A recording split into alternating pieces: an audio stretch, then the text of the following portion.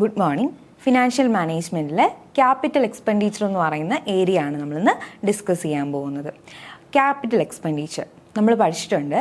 നമ്മുടെ ബിസിനസ്സിൽ 2 തരത്തിലുള്ള ക്യാപിറ്റൽ ഉണ്ടെന്ന്. ഒന്ന് ഷോർട്ട് ടൈം ക്യാപിറ്റലും മറ്റൊന്ന് long term capital. Short term ക്യാപിറ്റലിനെ കുറിച്ച് നമ്മൾ പറഞ്ഞിട്ടുണ്ടായിരുന്നു. എന്താണ് വർക്കിംഗ് ക്യാപിറ്റൽ? ഒരു ബിസിനസ്സിൻ്റെ ഷോർട്ട് ടേം ഒബ്ലിഗേഷനെ മീറ്റ് ചെയ്യാൻ നമുക്ക് ആവശ്യമുള്ളതാണ് ഷോർട്ട് ടേം ക്യാപിറ്റൽ, അതായത് വർക്കിംഗ് ക്യാപിറ്റൽ എന്ന് പറയുന്നത്. ഇനി ലോങ് ടേം ക്യാപിറ്റൽ എന്ന് പറയുന്നത് പ്രധാനമായിട്ടും നമ്മൾ എവിടെ യൂസ് ചെയ്യുന്ന പറഞ്ഞിട്ടുള്ളത്? ഫിക്സഡ് അസറ്റിൽ യൂസ് ചെയ്യുന്ന പറഞ്ഞിട്ടുള്ളത്. അപ്പോൾ ഫിക്സഡ് അസറ്റ് എന്ന് വെച്ചാൽ എന്താണ്?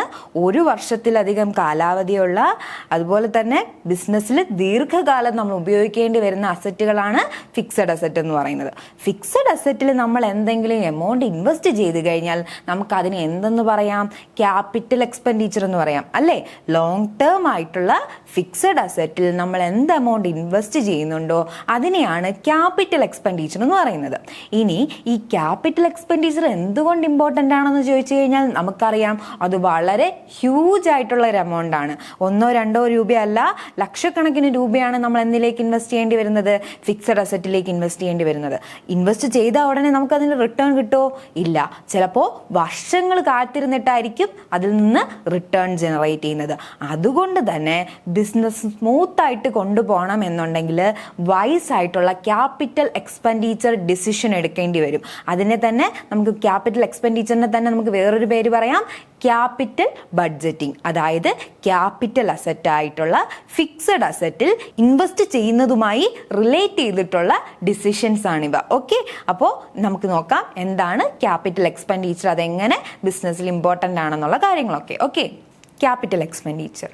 A corporate entity has to invest huge amount on capital asset which requires very serious thoughts and decisions on the financial executives. നമുക്കറിയാം, കോർപ്പറേറ്റ് എൻറ്റിറ്റീസിനെ സംബന്ധിച്ചിടത്തോളം അവർക്ക് വളരെ ഹ്യൂജ് ആയിട്ടുള്ള എമൗണ്ട് ആയിരിക്കും ഫിക്സഡ് അസറ്റുകളിൽ ഇൻവെസ്റ്റ് ചെയ്യേണ്ടി വരുന്നത്. ഫിക്സഡ് അസറ്റ് എന്ന് പറയുമ്പോൾ ഏതൊക്കെയായിരിക്കും? മെഷീനറി ഉണ്ടായിരിക്കും, പ്ലാന്റ് ഉണ്ടായിരിക്കും, ലാൻഡ് ആൻഡ് ബിൽഡിംഗ് ഉണ്ടായിരിക്കും, ഇൻഫ്രാസ്ട്രക്ചർ ഉണ്ടായിരിക്കും. ഇപ്പോൾ ഇതൊക്കെ എന്ത് തന്നെയാണ്? ഫിക്സഡ് അസറ്റിൻ്റെ ഭാഗമാണ്. ഇവയിലൊക്കെയുള്ള ഇൻവെസ്റ്റ്മെൻറ്റ് അതിനനുസരിച്ച് ഹ്യൂജ് ആയിരിക്കും. അതുകൊണ്ട് തന്നെ ഇവയെക്കുറിച്ചിട്ടുള്ള ഡിസിഷൻസ് എടുക്കുന്നതും വളരെ ഇമ്പോർട്ടൻ്റ് ആണ്. Selecting type of investment in which fund have to be locked up by the firm is very crucial one. നമ്മൾ ഫണ്ട് എന്ന് പറയുന്നത് ഫിക്സഡ് അസറ്റിൽ ഇൻവെസ്റ്റ് ചെയ്യുമ്പോഴത്തേക്കും ഒരു ലോങ് പീരീഡ് ഓഫ് ടൈമിൽ അതിൽ ലോക്ക് ആവുകയാണ് ചെയ്യുന്നത്. അതുകൊണ്ട് തന്നെ ലോങ്ങർ പീരീഡ് ഓഫ് ടൈമിൽ നമ്മൾ എന്ത് ചെയ്യേണ്ടി വരും? ആ ഫണ്ടിൽ നിന്ന് റിട്ടേൺ കിട്ടുന്നത് പ്രതീക്ഷിച്ചിരിക്കേണ്ടി വരും, അല്ലെങ്കിൽ റിട്ടേൺ കിട്ടുന്നത് വളരെ ഒരു വലിയ കാലയളവ് എടുത്തുകൊണ്ടായിരിക്കും. സോ എന്താ ചെയ്യേണ്ടത്? നമ്മുടെ കൃത്യമായിട്ടുള്ള ഡിസിഷൻ എടുത്തില്ല എന്നുണ്ടെങ്കിൽ എന്ത് ചെയ്യേണ്ടി വരും? ചിലപ്പോൾ റിസ്ക് സഹിക്കേണ്ടി വരും. അതൊക്കെ ഒഴിവാക്കിയിട്ട് ഫിക്സഡ് അസറ്റിൽ കൃത്യമായിട്ടുള്ള രീതിയിൽ ഇൻവെസ്റ്റ് ചെയ്യുക എന്നുള്ളത് ഇമ്പോർട്ടൻ്റ് ആണ്. ഓക്കെ, ഇനി അടുത്ത് മീനിങ് ആൻഡ് ഡെഫിനിഷൻ. അപ്പോൾ നമ്മൾ ഇപ്പോൾ എന്താ പറഞ്ഞിട്ടുള്ളത്? ക്യാപിറ്റൽ എക്സ്പെൻഡിച്ചർ എന്താണെന്നാണല്ലേ പറഞ്ഞത്. ക്യാപിറ്റൽ എക്സ്പെൻഡിച്ചർ എന്ന് പറഞ്ഞു കഴിഞ്ഞാൽ എന്താണ്? ക്യാപിറ്റൽ അസറ്റിൽ നമ്മൾ ഇൻവെസ്റ്റ് ചെയ്യുന്ന തുകേനെയാണ് ക്യാപിറ്റൽ എക്സ്പെൻഡിച്ചർ എന്ന് പറയുന്നത്. Capital expenditure refer to the amount spend for acquiring long term asset or for increasing the value of long term asset or for increasing the earning capacity of the business. എന്തിനൊക്കെ വേണ്ടിയിട്ട് ഉപയോഗിക്കുന്ന തുകയാണ്?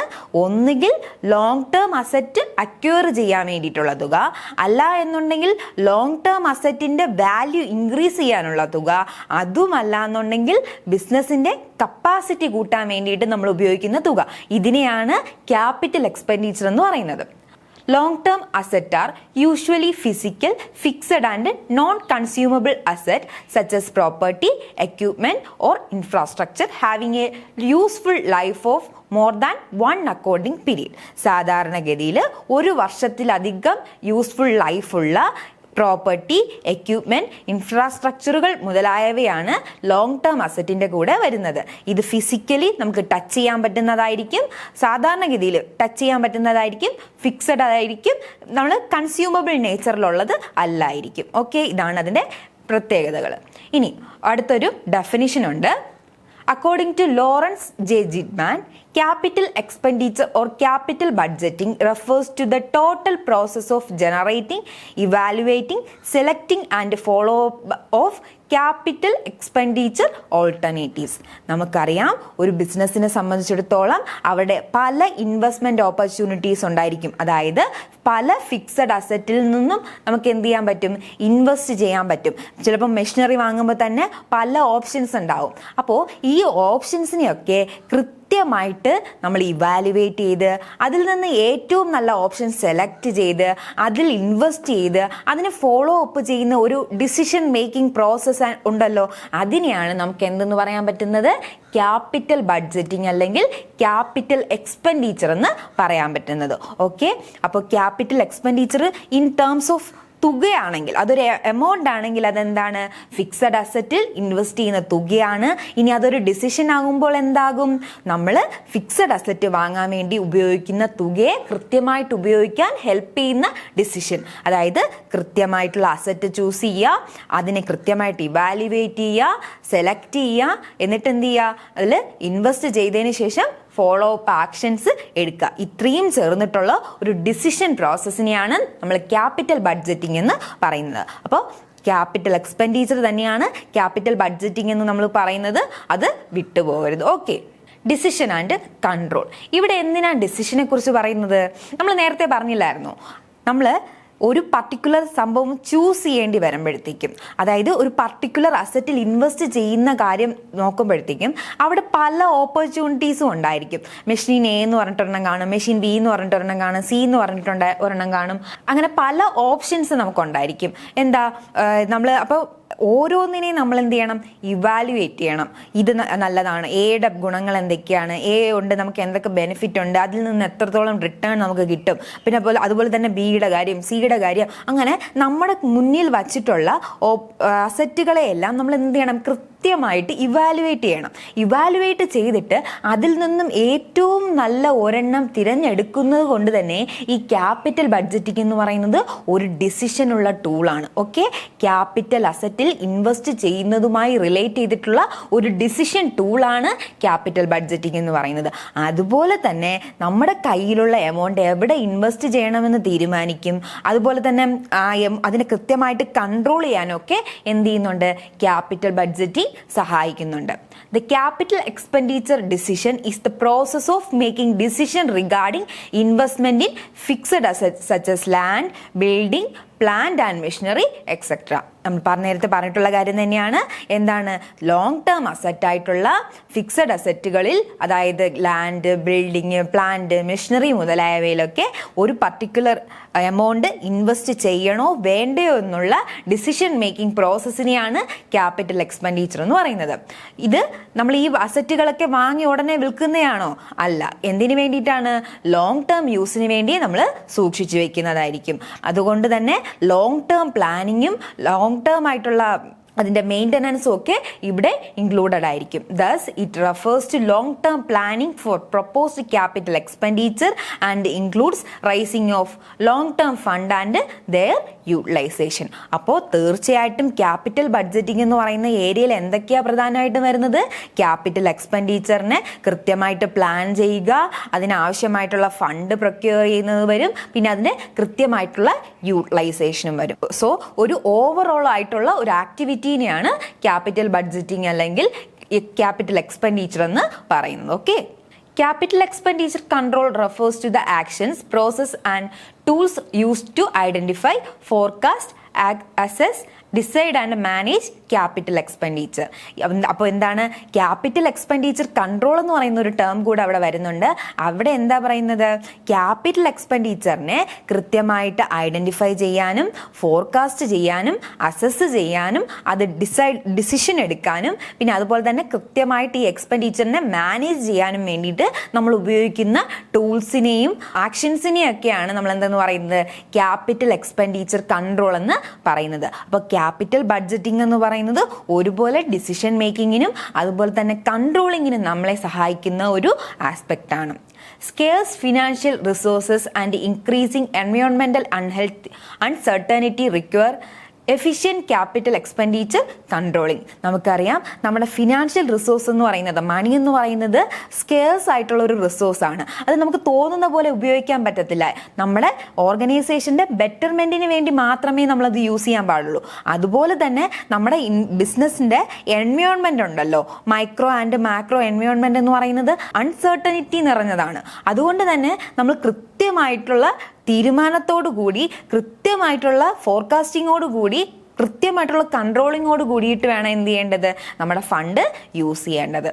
The main step in control of capital expenditure is to prepare a capital expenditure budget. Capital expenditure കൺട്രോളിനകത്ത് മെയിനായിട്ട് വരുന്ന step എന്താണ്, ഒരു capital expenditure budget prepare ചെയ്യുക എന്നുള്ളതാണ്. The budget lays down the amount of estimated expenditure to be incurred on fixed asset during the budget period. ഒരു budget പീരീഡിനുള്ളിൽ എത്ര എമൗണ്ട് ആണ് നമ്മൾ അതിൽ ഇൻവെസ്റ്റ് ചെയ്യാൻ പോകുന്നത്, അതുപോലെ തന്നെ എത്രയൊക്കെ നമുക്ക് അതിൽ നിന്ന് റിട്ടേൺ കിട്ടാൻ സാധ്യതയുണ്ട് എന്നുള്ളതിൻ്റെയൊക്കെ ഉള്ളൊരു എസ്റ്റിമേഷനാണ് ക്യാപിറ്റൽ എക്സ്പെൻഡിച്ചർ ബഡ്ജറ്റ് എന്ന് പറയുന്നത്. ഓക്കെ, ഇനി അടുത്ത് ക്യാപിറ്റൽ ഇൻവെസ്റ്റ്മെന്റ് പോളിസിയുടെ ഇമ്പോർട്ടൻസ് അല്ലെങ്കിൽ നീഡ്സിനെ കുറിച്ച് നമുക്ക് നോക്കാം. In a business organisation, long term investment decisions are inevitable for maximising the value and wealth of the shareholders. ഒരു ഓർഗനൈസേഷനെ സംബന്ധിച്ചിടത്തോളം അവരെടുക്കുന്ന long term decision, long term അസറ്റിൽ ഇൻവെസ്റ്റ് ചെയ്യുന്ന ഡിസിഷൻസ് എന്ന് പറയുന്നത് അവരുടെ ഷെയർ ഹോൾഡേഴ്സിന്റെ വാല്യൂവിനെയും വെൽത്തിനെയും ഒക്കെ സ്വാധീനിക്കുന്ന ഘടകങ്ങളാണ്. നമുക്കറിയാം, നമ്മൾ ഫിക്സഡ് അസറ്റിൽ, അതായത് ഒരു മെഷീനറിയിൽ ഇൻവെസ്റ്റ് ചെയ്തു എന്ന് വെച്ചോ, ആ എന്തിനു വേണ്ടിയിട്ടാണ് ഇൻവെസ്റ്റ് ചെയ്യുന്നത്, പ്രൊഡക്ഷൻ നടത്താൻ വേണ്ടിയിട്ടാണ്. കൃത്യമായിട്ട് പ്രൊഡക്ഷൻ നടന്നാൽ മാത്രമേ ഉൽപ്പന്നങ്ങൾ ഉണ്ടാകത്തുള്ളൂ, അതായത് ഗുഡ്സ്, നമ്മുടെ സെയിൽ ചെയ്യാനുള്ള ഗുഡ്സ് ഉണ്ടാകത്തുള്ളൂ, അല്ലെങ്കിൽ പ്രോഡക്റ്റ് ഉണ്ടാവുള്ളൂ. ഈ പ്രോഡക്റ്റ് വിറ്റ് കിട്ടുന്ന എമൗണ്ടിൽ നിന്നാണ് നമ്മുടെ റവന്യൂ വരുന്നത്. കൂടുതൽ റവന്യൂ വന്നാൽ മാത്രമേ കൂടുതൽ പ്രോഫിറ്റ് ഉണ്ടാവുള്ളൂ. കൂടുതൽ പ്രോഫിറ്റ് ഉണ്ടായാൽ മാത്രമേ അത് അൾട്ടിമേറ്റ് ആയിട്ട് ഷെയർ ഹോൾഡേഴ്സിൻ്റെ വാല്യൂവിലും വെൽത്തിലും ഒക്കെ ഇൻക്രീസ് കൊണ്ടുവരത്തുള്ളൂ. സോ ഒരു ചെറിയതെന്ന് പറയാൻ പറ്റത്തില്ല.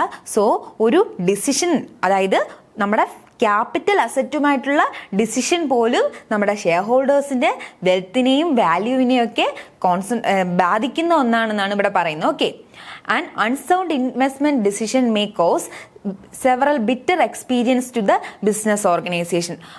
എന്താണ്, നമ്മുടെ അൺസൗണ്ടായിട്ട് നമുക്ക് തിരിച്ചൊരു റിട്ടേണും കിട്ടാത്ത ഒരു മെഷീനറി കൊണ്ടുപോയിട്ട് നമ്മൾ ഇൻവെസ്റ്റ് ചെയ്ത് കഴിഞ്ഞാൽ നമുക്ക് അൾട്ടിമേറ്റ് ആയിട്ട് എന്ത് തന്നെ ഉണ്ടാവും, നഷ്ടം തന്നെ ഉണ്ടാവും. നമ്മുടെ സമയം നഷ്ടമാവും, നമ്മുടെ കാശ് നഷ്ടമാവും, നമ്മുടെ ഒരു ബെറ്റർ ഓപ്പർച്യൂണിറ്റി അവിടെ നഷ്ടപ്പെടും. സോ തീർച്ചയായിട്ടും ലോങ് ടേം ഇൻവെസ്റ്റ്മെന്റ് ഡിസിഷൻ എന്ന് പറയുന്നത് അത്ര ശ്രദ്ധയോടുകൂടിയും അത്ര കൺസേണോടുകൂടിയും നമ്മൾ എടുക്കേണ്ടിയ ഒന്നാണ്. Okay, the need, importance and significance of sound capital investment policy arise mainly because of the following reason. താഴെ പറയുന്ന റീസൺസ് കൊണ്ടാണ് എന്ത് വരുന്നത്, ഒരു ക്യാപിറ്റൽ ഇൻവെസ്റ്റ്മെന്റ് പോളിസിക്ക് അതിൻ്റെതായിട്ടുള്ള നീഡും ഇമ്പോർട്ടൻസും ഒക്കെ വരുന്നത്. അപ്പോൾ എന്തൊക്കെ കാരണങ്ങൾ കൊണ്ടാണ് ക്യാപിറ്റൽ ഇൻവെസ്റ്റ്മെന്റ് പോളിസി എന്ന് പറയുന്നത് ഇമ്പോർട്ടൻ്റ് ആകുന്നത്, നമുക്ക് നോക്കാം. First one, large investment of fund. നമുക്കറിയാം, ക്യാപിറ്റൽ അസറ്റിൽ ഇൻവെസ്റ്റ് ചെയ്യുക എന്ന് പറഞ്ഞു കഴിഞ്ഞാൽ ചിലപ്പോൾ ലാക്സ് ഓഫ് റുപ്പീസിൻ്റെ അല്ലെങ്കിൽ ക്രോർസ് ഓഫ് റുപ്പീസിൻ്റെ ഇൻവെസ്റ്റ്മെൻ്റ് ആണ്. അത്രയും വലിയ ഹ്യൂജ് ആയിട്ടുള്ളൊരു ഇൻവെസ്റ്റ്മെൻറ്റ് നടത്തുന്നത് കൊണ്ട് തന്നെ നമ്മൾ ഫണ്ടിൻ്റെ അവൈലബിലിറ്റി നോക്കണം, അതിൻ്റെ കോസ്റ്റ് ഓഫ് ക്യാപിറ്റൽ നോക്കണം, അതുപോലെ തന്നെ അതിൽ നിന്ന് എത്ര വർഷം കൊണ്ട് നമുക്ക് റിട്ടേൺ കിട്ടുമെന്ന് നോക്കണം. ഇതൊക്കെ മനസ്സിലാക്കണമെങ്കിൽ നമുക്ക് എന്തുണ്ടായിരിക്കണം, ക്യാപിറ്റൽ എക്സ്പെൻഡിച്ചർ കൃത്യമായിട്ട് നോക്കണം. എത്ര രൂപ ക്യാപിറ്റൽ എക്സ്പെൻഡിച്ചർ ആകുന്നുണ്ട്, അതിൽ നിന്ന് റിട്ടേൺ എത്ര കിട്ടുന്നുണ്ട് എന്നുള്ള കാര്യങ്ങളൊക്കെ നോക്കണം. സോ നമ്മുടെ ഹ്യൂജ് ഫണ്ട് അവിടെ ഇൻവെസ്റ്റ് ചെയ്യുന്നത് കൊണ്ട് തന്നെ ക്യാപിറ്റൽ ഇൻവെസ്റ്റ്മെന്റ് പോളിസിക്ക് വളരെ ഇമ്പോർട്ടൻ്റ് ആയിട്ടുള്ള ഒരു സ്ഥാനമാണ് ഉള്ളത്. അതാണ് ഫസ്റ്റ് വൺ പറയുന്നത്. Long term investment decision involve huge investment. Since the demand for funds far exceeds the availability, the firm should make judicious plan for investment. Okay, നമ്മളുടെ കയ്യിൽ അവൈലബിൾ ആയിട്ടുള്ള ഫണ്ടിന് പലതരം യൂസ് ആയിരിക്കും ഉണ്ടാകുന്നത്. അതുകൊണ്ട് തന്നെ അത് സ്കേഴ്സ് ആയിട്ടുള്ള റിസോഴ്സ് ആണ്. സോ കൃത്യമായിട്ട് ഇൻവെസ്റ്റ്മെന്റിന്റെ കാര്യം വരുമ്പോഴത്തേക്കും ഏറ്റവും നല്ലൊരു പ്ലാൻ തന്നെ നമ്മൾ തിരഞ്ഞെടുക്കണം. ഓക്കെ, അങ്ങനെ തിരഞ്ഞെടുക്കാൻ സഹായിക്കുന്ന ഒന്നാണ് ക്യാപിറ്റൽ എക്സ്പെൻഡിച്ചർ. അല്ലെങ്കിൽ ക്യാപിറ്റൽ ബഡ്ജറ്റിംഗ്. ഓക്കെ, അത് നമുക്ക് എങ്ങനെയാണ് നമ്മളെ തിരഞ്ഞെടുപ്പിന് സഹായിക്കുന്നത് എന്നുള്ള കാര്യങ്ങളൊക്കെ ഇനി നോക്കാം. സെക്കൻഡ് പോയിന്റ് എന്ന് പറയുന്നത് long term commitment of fund. ഇതിൽ എന്താ ഉദ്ദേശിക്കുന്നതെന്ന് വെച്ച് കഴിഞ്ഞാൽ നമ്മൾ ഫണ്ട് എന്താ ഒരുപാട് കാലത്തേക്ക് വേണ്ടിയിട്ടാണ് ഇൻവെസ്റ്റ് ചെയ്യുന്നത് അല്ലേ. ഇന്ന് ഇൻവെസ്റ്റ് ചെയ്ത് നമുക്ക് നാളെ കിട്ടുന്നതാണോ അല്ലെങ്കിൽ ഒരു വർഷത്തിനകത്ത് കിട്ടുന്നതാണോ? അല്ല. ക്യാപിറ്റൽ എക്സ്പെൻഡിച്ചറായിട്ട് എന്തെങ്കിലും എമൗണ്ട് നമ്മൾ ഇൻവെസ്റ്റ് ചെയ്ത് കഴിഞ്ഞാൽ ചിലപ്പോൾ വർഷങ്ങൾ എടുത്തിട്ടായിരിക്കും അതിൽ നിന്ന് തിരിച്ച് റിട്ടേൺ വരുന്നത്. ഫോർ എക്സാമ്പിൾ, നമ്മൾ ബ്രിഡ്ജ് പണിയാണല്ലോ, ഗവൺമെൻറ് ബ്രിഡ്ജ് പണിയെന്ന് കണ്ടിട്ടില്ലേ? ഈ ബ്രിഡ്ജ് പണിതിട്ട് ചിലപ്പോൾ ടോൾ വയ്ക്കും. ഓക്കെ, ടോൾ വയ്ക്കുമ്പോഴത്തേക്കും ഈ എന്തിനു വേണ്ടിയിട്ടാണ് ടോൾ വയ്ക്കുന്നത്? അതിനായിട്ടുള്ള എക്സ്പെൻസ് ഒന്ന് അല്ലെങ്കിൽ അതിനായിട്ടുള്ള എക്സ്പെൻഡിച്ചർ ഒന്ന് തിരിച്ചു പിടിക്കാൻ വേണ്ടിയിട്ടാണ്. ഒരു ദിവസം കൊണ്ടോ ഒരു മാസം കൊണ്ടോ ടോൾ വെച്ചിട്ട് എത്ര എമൗണ്ട് തിരിച്ചു പിടിക്കാൻ പറ്റുമോ? ഇല്ല, വർഷങ്ങൾ എടുക്കും അല്ലേ. അപ്പോൾ വർഷങ്ങൾ കൊണ്ടായിരിക്കും നമ്മൾ എന്ത് ചെയ്യുന്നത്? ക്യാപിറ്റൽ അസറ്റിൽ ഇൻവെസ്റ്റ് ചെയ്തിട്ടുള്ള എമൗണ്ട് തിരിച്ചു പിടിക്കുന്നത്. അത്രയും വർഷങ്ങൾ അവിടെ എടുക്കുന്നത് കൊണ്ട് തന്നെ ഏറ്റവും വൈസ് ആയിട്ടുള്ള ഒരു അസറ്റിൽ ഇൻവെസ്റ്റ് ചെയ്യുക എന്നുള്ളതും ഇമ്പോർട്ടൻ്റ് ആണ്. Okay, next one, irreversible in nature. ഒരു ദിവസം നമ്മൾ എന്താണ് തീരുമാനിക്കുകയാണ് ഒരു ലാൻഡും അതിൻ്റെ കൂടെ ചേർത്തിട്ട് ബിൽഡിങ്ങിലും ഒക്കെ നമ്മൾ എന്ത് ചെയ്യുന്ന ഇൻവെസ്റ്റ് ചെയ്യാന്ന്. തൊട്ടടുത്ത ദിവസം കൊണ്ടുപോയിട്ട് അതിനെ നമുക്ക് തിരിച്ച് വിൽക്കാൻ പറ്റുമോ? ഇല്ല. അത് വളരെ സമയം ആവശ്യമായിട്ടുള്ള ഒരു കാര്യമാണ്. പോട്ടെ, ലാൻഡ് ആൻഡ് ബിൽഡിങ്ങിൻ്റെ കാര്യം പോട്ടെ. മെഷീനറി ഇന്ന് വാങ്ങിച്ചു വെച്ചിട്ട് ഉപയോഗം നടത്തി നമുക്ക് വേണ്ടാന്ന് വെച്ചാൽ അങ്ങ് പെട്ടെന്ന് അങ്ങ് തിരിച്ചു കൊടുക്കാൻ പറ്റുമോ? അതൊക്കെ വളരെ തെറ്റായിട്ടുള്ള ഒരു ഡിസിഷനായിരിക്കും, ബിസിനസ്സിനെ തകർത്ത് കളയുന്ന ഡിസിഷനായിരിക്കും.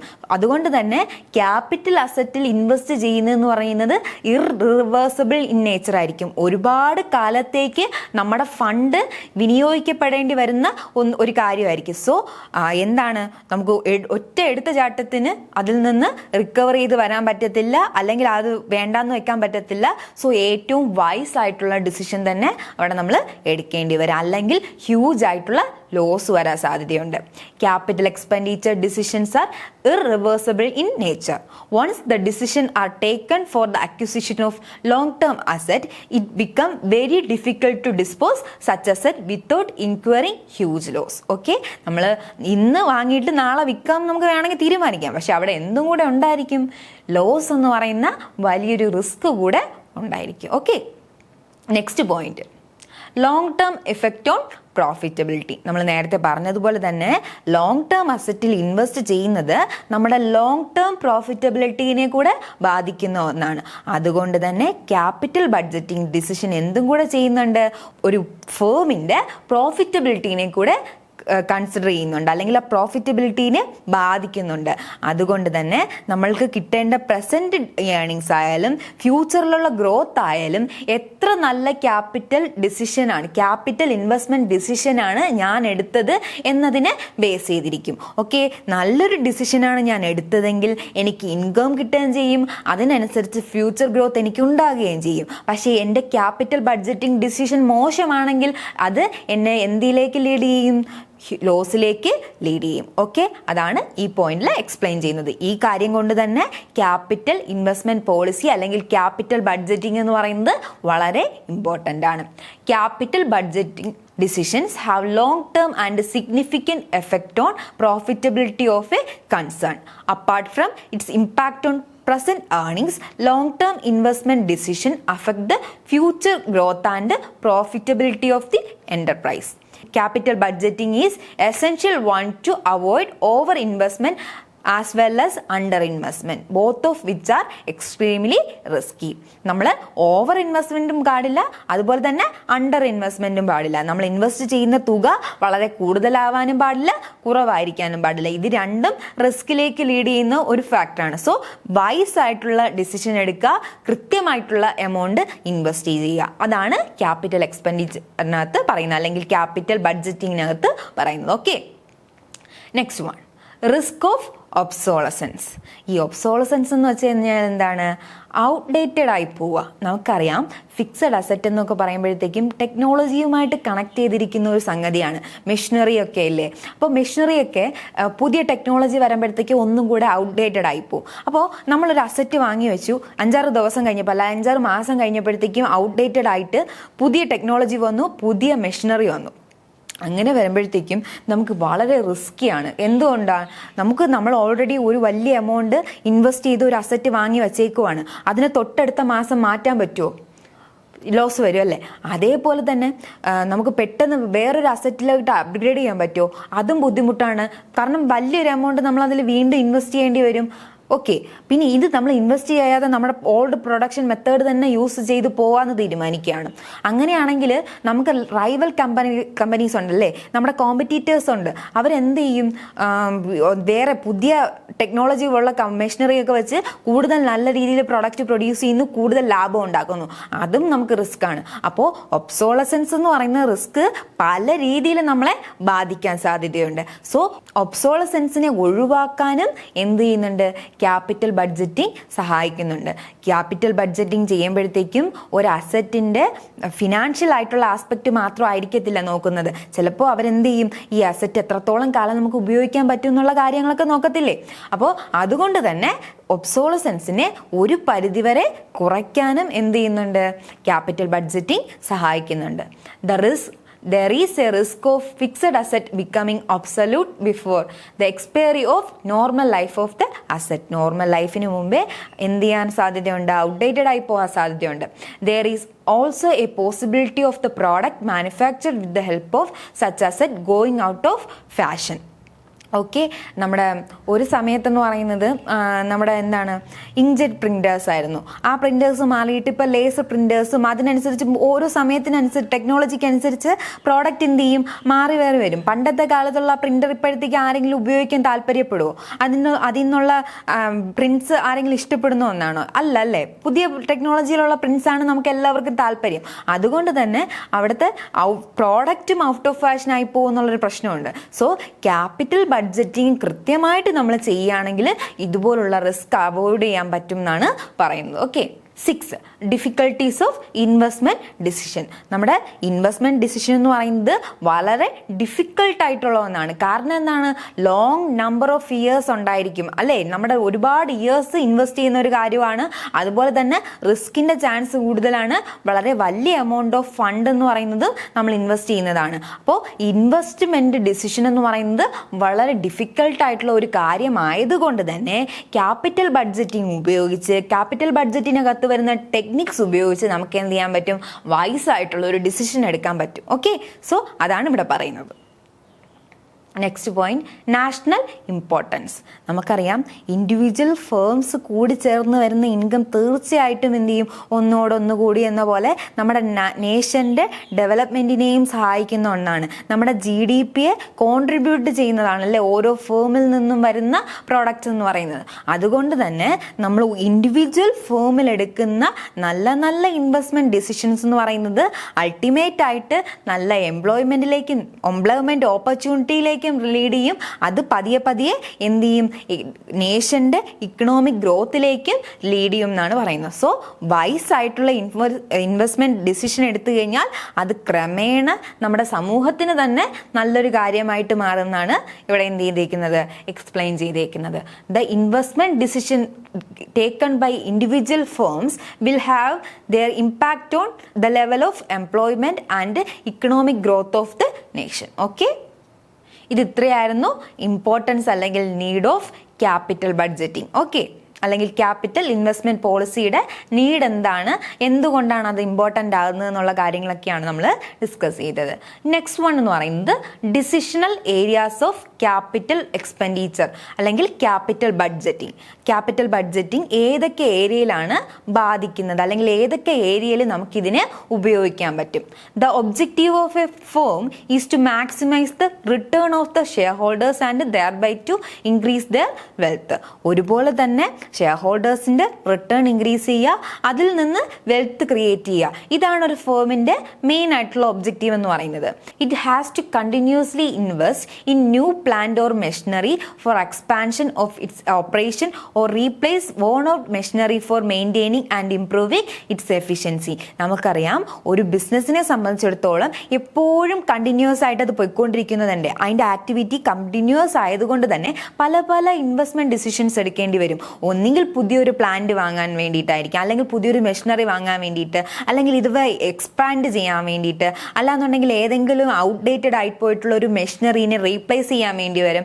അതുമല്ലാന്നുണ്ടെങ്കിൽ ഒരു മെഷീനറിയുടെ എഫിഷ്യൻസി കൂട്ടാൻ വേണ്ടി എന്തെങ്കിലും വാല്യൂ അഡീഷൻ ചെയ്യേണ്ടി വരും. ഇങ്ങനെയുള്ള കാര്യങ്ങൾ എപ്പോഴും ബിസിനസ്സിൽ ഒരു ഫ്ലോ പോലെ വന്നുകൊണ്ടിരിക്കുന്നത് കൊണ്ട് തന്നെ ഒരു പ്രാവശ്യം ക്യാപിറ്റൽ ഇൻവെസ്റ്റ്മെൻറ്റ് ഡിസിഷൻ എടുത്തിട്ട് അല്ലെങ്കിൽ ഒരു ക്യാപിറ്റൽ ബഡ്ജറ്റിംഗ് ചെയ്തിട്ട് നമുക്ക് മിണ്ടാതിരിക്കാൻ പറ്റത്തില്ല. ഈ ക്യാപിറ്റൽ ബഡ്ജറ്റിംഗ് എന്ന് പറയുന്ന സംഭവം കണ്ടിന്യൂസ് ആയിട്ട് നമുക്ക് ആവശ്യമുള്ളത് തന്നെയാണ്.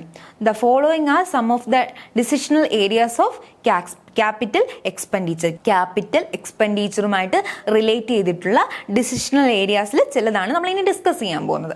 ഫസ്റ്റ് വൺ എന്ന് പറയുന്നത് launching of A new business. നമുക്കറിയാം പുതുതായിട്ടൊരു ബിസിനസ് നമ്മൾ ലോഞ്ച് ചെയ്യാൻ പോകുമ്പോഴത്തേക്കും അതിലെ എല്ലാ ആസ്പെക്റ്റും നമ്മൾ എന്ത് ചെയ്യേണ്ടി വരും, ആദ്യം തന്നെ ചെയ്യേണ്ടി വരും അല്ലേ. അപ്പോൾ മെഷീനറി വാങ്ങുന്ന കാര്യത്തിലായാലും, ലാൻഡ് ആൻഡ് ബിൽഡിംഗ് വാങ്ങുന്ന കാര്യത്തിലായാലും, കാറ് വാങ്ങുന്ന കാര്യത്തിലായാലും, ഫർണിച്ചർ വാങ്ങുന്ന കാര്യത്തിലായാലും, അതല്ല മെഷീനറി വാങ്ങുന്ന കാര്യത്തിലായാലും ഇവയൊക്കെ എന്താ ആദ്യമേ നമ്മൾ ഇൻവെസ്റ്റ്മെന്റ് ചെയ്യേണ്ടി വരും. അതുകൊണ്ട് തന്നെ നമുക്ക് അവൈലബിൾ ആയിട്ടുള്ള റിസോഴ്സസിൽ നിന്നും ഏറ്റവും ബെസ്റ്റ് ആയിട്ടുള്ളത് ചൂസ് ചെയ്യാൻ വേണ്ടിയിട്ട് നമ്മൾ എന്ത് ഉപയോഗിക്കേണ്ടി വരും, ക്യാപിറ്റൽ ബഡ്ജറ്റിംഗ് യൂസ് ചെയ്യേണ്ടി വരും. നമുക്ക് ചോദിക്കാം ഫർണിച്ചറിൻ്റെ കാര്യത്തിൽ എന്ത് ക്യാപിറ്റൽ ബഡ്ജറ്റിംഗ് ഉള്ളതെന്ന് ചോദിക്കാം. നമുക്ക് നോക്കാൻ പറ്റത്തില്ലേ എത്ര വർഷം നമുക്ക് എന്താ ആ ഫർണിച്ചർ എത്ര വർഷം ഉപയോഗിക്കാൻ പറ്റും, പിന്നെ എത്ര വർഷം ഉപയോഗിച്ച് കഴിഞ്ഞാൽ നമുക്ക് അതിൻ്റെ കോസ്റ്റ് ഒന്ന് മാനേജ് ചെയ്യാൻ പറ്റും. അങ്ങനെയുള്ള കാര്യങ്ങളൊക്കെ നമുക്ക് ഡിസിഷൻ എടുക്കാൻ പറ്റത്തില്ലേ. സോ നമ്മൾ എന്തൊരു അസറ്റിൽ ഇൻവെസ്റ്റ് ചെയ്യുന്ന സമയത്തും ഈ ക്യാപിറ്റൽ എക്സ്പെൻഡിച്ചർ എത്രയാകും, അതുപോലെ തന്നെ അത് എത്ര കാലം നമുക്ക് ഉപയോഗിക്കാൻ പറ്റും, എത്ര കാലം നമുക്ക് അതിൻ്റെ ബെനിഫിറ്റ് കിട്ടും എന്നുള്ളതൊക്കെ ഒന്ന് നോക്കുന്നത് നല്ലതാണ്. ഓക്കെ, നമ്മുടെ ബിസിനസ്സിനെ സംബന്ധിച്ചിടത്തോളം മാത്രമല്ല വീട്ടിലെ കാര്യങ്ങളിൽ വരുമ്പോഴത്തേക്കും അവിടെ നമ്മൾ ഒരു അസറ്റിൽ ഇൻവെസ്റ്റ് ചെയ്യുമ്പോഴും നമുക്ക് എന്ത് ചെയ്യാൻ പറ്റും, ഇത് ഉപയോഗിക്കാൻ പറ്റും. ഓക്കെ, അപ്പോൾ നമ്മളിവിടെ പറഞ്ഞുകൊണ്ടിരുന്നത് ഒരു ന്യൂ ബിസിനസ് ലോഞ്ച് ചെയ്യുന്ന സമയത്ത് തീർച്ചയായിട്ടും അവിടെ എന്ത് വരുന്നുണ്ട്, firm has to invest heavily in building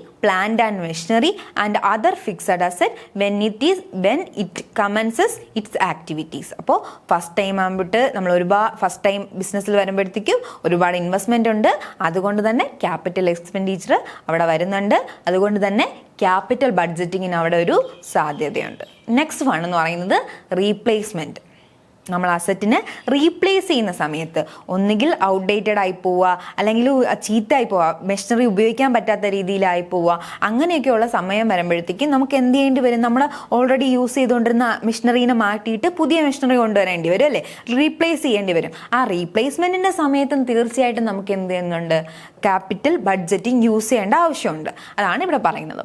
when the fixed asset become worn out or outdated on account of new technology its replacement become necessary. Replacement ചെയ്യുന്ന സമയത്തും നമ്മൾ ക്യാപിറ്റൽ ബഡ്ജറ്റിംഗ് ആവശ്യമായിട്ടുള്ള ഒന്നാണ്. ഇനി നെക്സ്റ്റ് വൺ എക്സ്പാൻഷൻ. അപ്പോൾ expansion എന്ന് പറയുന്നത് എന്താണ്, നമ്മുടെ ബിസിനസ്സിനെ ഒന്നും കൂടെ വലുതാക്കുക എന്നാണ് ഉദ്ദേശിക്കുന്നത്. അപ്പോൾ തിരുവനന്തപുരത്ത് മാത്രം ബ്രാഞ്ച് ഉള്ള ഒരു കമ്പനി എന്ത് ചെയ്യാണ്, ഇപ്പോൾ കൊച്ചിയിലും കോഴിക്കോടും ഒക്കെ എന്ത് ചെയ്യാണ്, പുതിയ പുതിയ ബ്രാഞ്ച് തുടങ്ങുകയാണെന്ന് വെച്ചോ, അതെന്താ ഒരു എക്സ്പാൻഷൻ ആണല്ലേ. അല്ലാന്നുണ്ടെങ്കിൽ നമുക്ക് ഓൾറെഡി ഉള്ള ഒരു കടയാണ്, അതിനെ വലുതാക്കുകയാണ്, അതും എന്ത് തന്നെയാണ്, എക്സ്പാൻഷനാണ്. അപ്പം നമ്മൾ ഓൾറെഡി ഉള്ളതിന് ഒന്നുകൂടെ വലുതാക്കുക എന്നുള്ളതാണ് എക്സ്പാൻഷൻ്റെ അകത്ത് വരുന്നത്. എക്സ്പാൻഷൻ നടക്കുമ്പോൾ തീർച്ചയായിട്ടും കൂടുതൽ ഇൻവെസ്റ്റ്മെൻറ്റ് അവിടെ വരും, കൂടുതൽ മെഷീനറി ആവശ്യമായിട്ട് വരും, കൂടുതൽ ഫർണിച്ചർ ആവശ്യമായിട്ട് വരും, ഇങ്ങനെ കൂടുതൽ fixed asset, other fixed asset ആവശ്യമായിട്ട് വരും. ഇങ്ങനെയുള്ള സമയത്ത് നമ്മൾ കൂടുതൽ ഇൻവെസ്റ്റ്മെന്റ് നടത്തും. ഇൻവെസ്റ്റ്മെന്റ് ചെയ്യുന്നതിന് മുമ്പ് തീർച്ചയായിട്ടും ക്യാപിറ്റൽ ബഡ്ജറ്റിങ്ങിന് അവിടെ ഒരു സാധ്യതയുണ്ട്. A firm has to make additional investment when it decides to expand its activities to meet increased demand for its product and services. Okay, പ്രധാനമായിട്ട് എക്സ്പാൻഷൻ വരുന്നത് എപ്പോഴാണ്, അതിൻ്റെ പ്രോഡക്റ്റിനും സർവീസസിനും ഒക്കെ നാട് മൊത്തം ആളുകൾ ആവശ്യപ്പെടുമ്പോഴാണ് അല്ലേ. Okay, diversification.